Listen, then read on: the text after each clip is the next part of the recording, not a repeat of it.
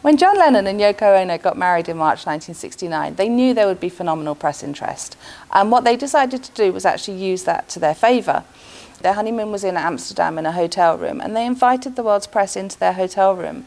The press came willingly. They thought it would be something a bit risque and maybe a bit raucous. But when they arrived, what they found was the couple sitting there very prim and proper in their pyjamas and Yoko in a nightdress, and campaigning for world peace very loudly.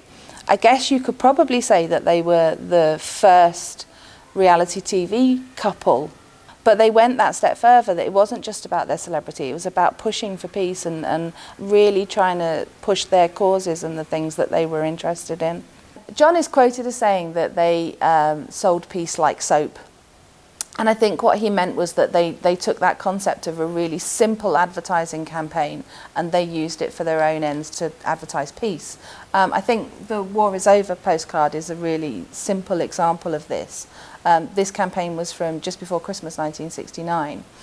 John and Yoko created postcards and they created posters and invited people to take them and stick them up in their own homes. What they also did was they paid for 11 billboards to go up around the world in major cities like London and New York.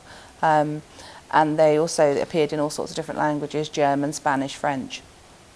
And the idea, I guess, of the billboards is in the 1960s, it's the way that the couple would have most effectively spread the word. Today we'd maybe use social media, but then the billboards were the big eye-catching way of spreading the word. Taking the time of year, it was Christmas, and everyone talks about peace on earth. And the huge billboards, like the one that we've replicated here at the Museum of Liverpool, were a really, really good way of doing that.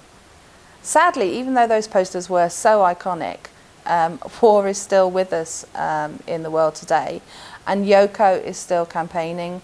The War is Over peace campaign is still a really prominent part of her website.